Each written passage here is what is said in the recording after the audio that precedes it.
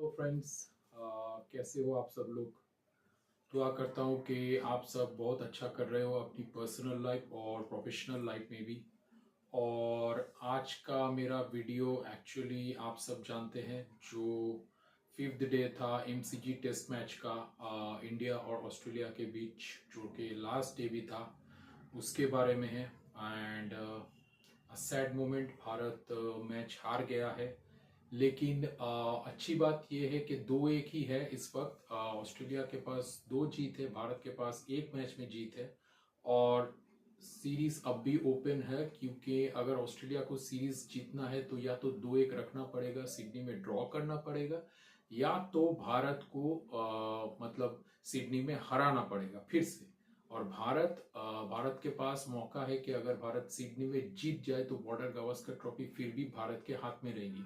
World test championship तो अब नहीं हो सकता, लेकिन भारत सीरीज में बराबरी कर सकता है 2-2 की, अगर सिडनी में भारत मैच जीतती है तो।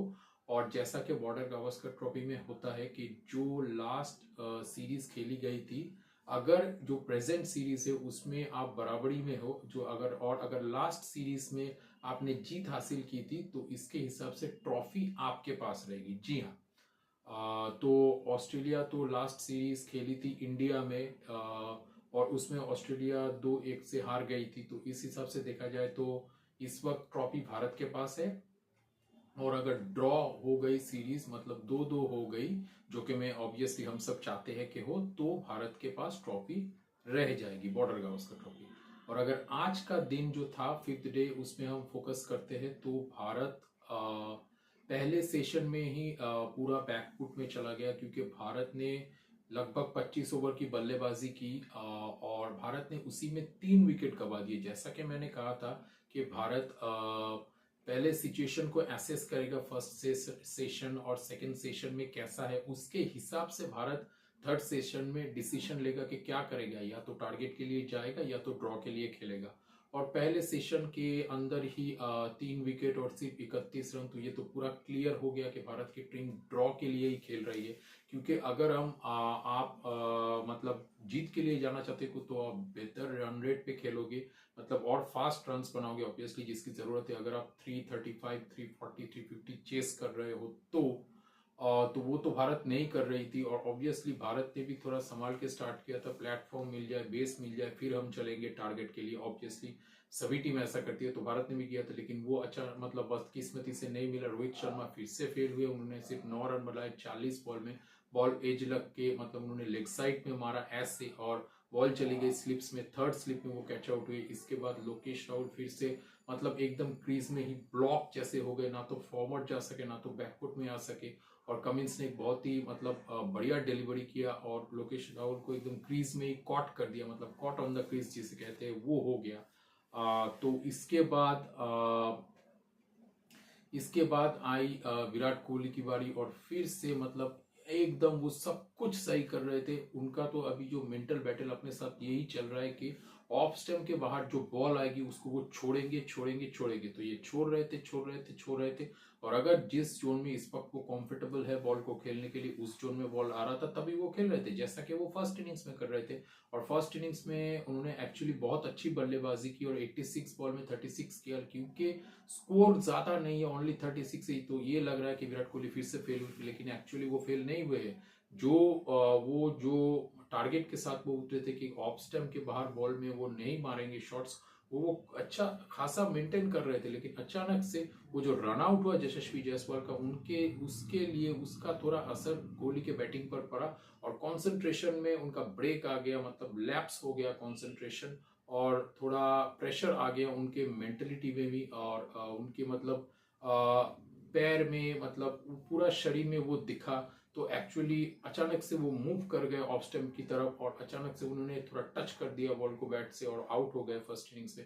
सेकंड इनिंग्स में भी वो खेल रहे थे, आराम से छोड़ रहे थे, लेकिन वो एक बॉल जो बिल्कुल उनके जोन में था, कवर ड्राइव वाला जोन, जो कि हम जानते हैं कि विराट कोहली कवर ड्राइव इस दुनिया में शायद सबसे बढ़िया इस वक्त खेलते हैं, तो वो कवर ड्राइव के लिए गया। ऑब्वियसली वो उनका मतलब स्कोरिंग शॉट है, one of the main scoring shots, तो उसके लिए वो गए। लेकिन बॉल फिर से वही बात, जो अनइवन बाउंस की बात रवि शास्त्री ने की थी, फर्स्ट डे को ही जब ऑस्ट्रेलिया बल्लेबाजी कर रही थी तो वही फिर से हुआ। बॉल उतना बाउंस नहीं किया और ठीक ठाक बिल्कुल बल्ले पे आई नहीं, मतलब जिस बल्ले के स्वीट स्पॉट में विराट कोहली कनेक्ट करना चाहते थे बॉल को, वह हुआ नहीं और फिर से क्वाड बिहाइंड होके वो आउट हो गए, स्लिप्स में आउट हुए वो। तो इसके बाद फिर से मतलब 3 विकेट गिरी और फिर से टॉप ऑर्डर फेल। और उसके बाद तो ऋषभ पंत ने आके उन्होंने अपनी one of the best test innings आज खेली है, क्योंकि 104 बॉल वो क्रीज पे रहे और एक वक्त में सेकेंड सेशन में भारत का एक भी विकेट नहीं गिरा था और सेकेंड सेशन पूरा भारत ने एकदम सेफली निकाल लिया था। और 130 और 140 अराउंड 140 फॉर 3 था। और लग रहा था कि भारत शायद 130 फॉर 3 था भारत, मुझे अच्छी तरह से याद नहीं, क्योंकि एक्चुअली मेरा फोकस यही था कि भारत सेशन बाय सेशन कैसा खेल रहा है, मतलब कितना ज्यादा बॉल क्रीज में बिता रहा है बैट्समैन और कितना वक्त निकल रहा है। तो 130 फॉर 3 अराउंड था और लग रहा था कि भारत ने मैच बचा लिया है, क्योंकि 7 विकेट हाथ में, एक ही सेशन बाकी, आप समझ सकते हैं मैच सेफ जोन में चला गया है।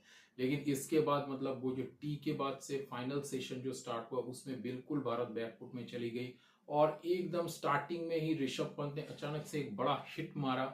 लेकिन इस बार बॉल जोन में थी, उन्होंने हिट मारा, लेकिन मैच के सिचुएशन के हिसाब से उन्हें मारना नहीं चाहिए था, क्योंकि उन्हें पता होता, मतलब पता था भी कि अगर कनेक्ट नहीं हुआ और फील्डर के हाथ में गया, वो आउट हो गया, तो फिर से ऑस्ट्रेलिया के लिए मतलब विनिंग का, मतलब जीतने का दरवाजा खुल जाएगा। ठीक है, तो उस हिसाब से उन्होंने गलत शॉट मारा। खैर, ट्रेविस हेड जो कि एक मतलब पार्ट टाइम बॉलर है, उनके बॉल पे वो मिड विकेट पे कैच आउट हो गए, सॉरी लॉन्ग ऑन पे कैच आउट हो गए।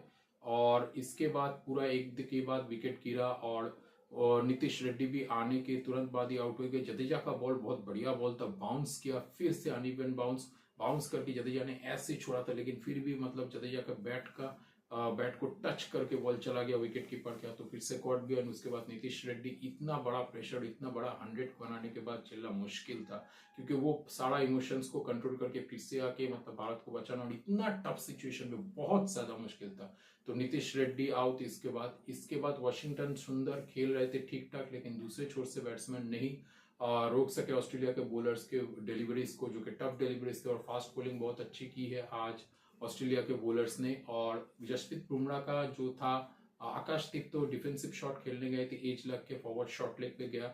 जसप्रीत बुमराह का जैसे वो खेलते, जब डिफेंस करते तो बहुत रिलैक्स खेलते, मतलब एकदम ढीले हाथों से खेलते, लेकिन डिफेंस करते हुए तो मतलब आपको ऐसा सॉलिड रखना चाहिए और एंगल के हिसाब से, और हाथ को सॉलिड मतलब सशक्त रखना चाहिए, क्योंकि डिफेंस तभी होके बॉल नीचे जाएगी, लेकिन बॉल उतना मतलब बॉल के इम्पैक्ट को उतना ज्यादा वो रोक नहीं सके, क्योंकि बहुत ढीले हाथों से खेला। उसके बाद कैच आउट हो गए और फिर इसके बाद एक ही विकेट बचा था, तो वो तो जाना ही था कभी ना कभी, और सिराज एलबीडब्ल्यू हो गए और वाशिंगटन सुंदर सिर्फ देखते रह गए दूसरे छोर से।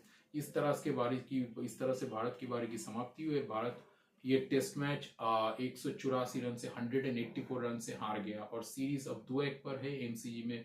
बहुत बढ़िया टेस्ट मैच हुआ भारत की तरफ से। अगर पॉजिटिव्स हम देखें तो विराट कोहली की फर्स्ट इनिंग्स की बैटिंग, यशस्वी जायसवाल का आउट बहुत कंट्रोवर्शियल था, लेकिन स्नीको तो काम नहीं किया, कोई ऑडियो नहीं था। अगर डीआरएस के हिसाब से हम देखें तो डिसीजन गलत, लेकिन अगर अंपायर ने अपने आप को बैक किया और उन्हें साउंड लगा, मतलब उनको लगा कि साउंड है और बैट में लगा है बॉल, तो यशस्वी जायसवाल आउट थे। फिर कंट्रोवर्सी हुई, लेकिन आउट इज आउट।